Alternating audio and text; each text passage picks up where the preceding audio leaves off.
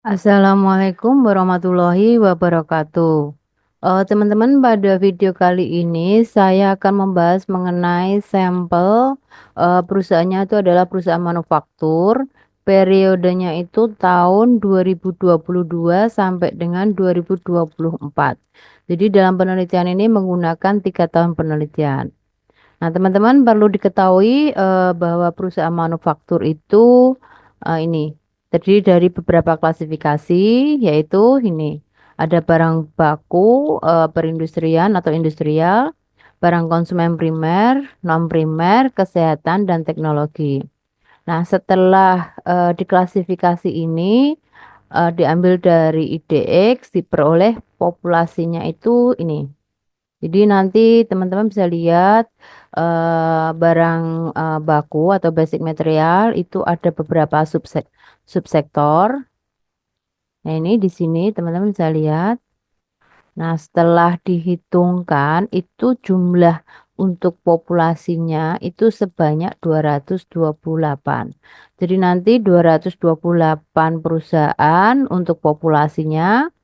Nah, dalam penentuan sampel itu menggunakan teknik purposive sampling atau berdasarkan dengan kriteria. Di sini saya mengambil 4 kriteria, yaitu perusahaan yang terdaftar. Nah, ini ada warna hijau, perusahaan yang mempublikasikan laporan keuangan.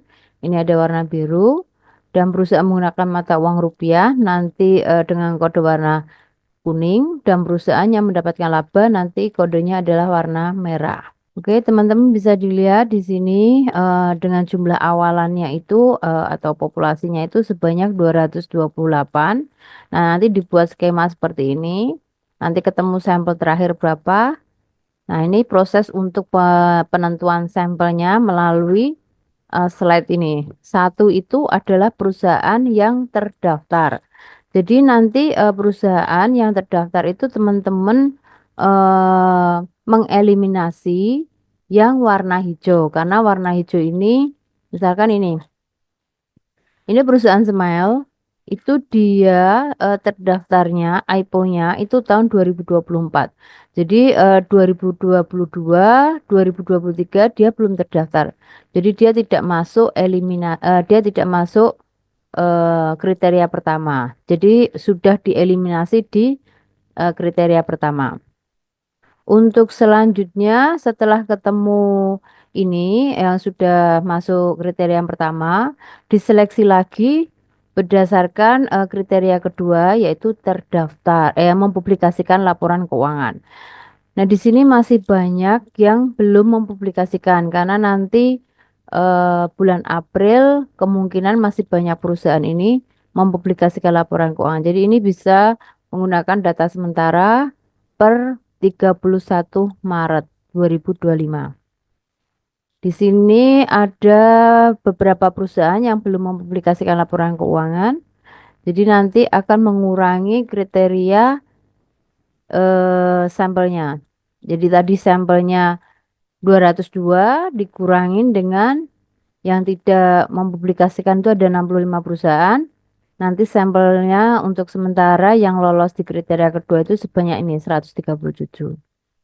Setelah melakukan proses seleksi yang kedua, melanjutkan untuk seleksi yang ketiga. Seleksi yang ketiga itu yang menggunakan mata uang rupiah. Jadi ini yang di atas ini ada perusahaan yang menggunakan mata uang rupiah.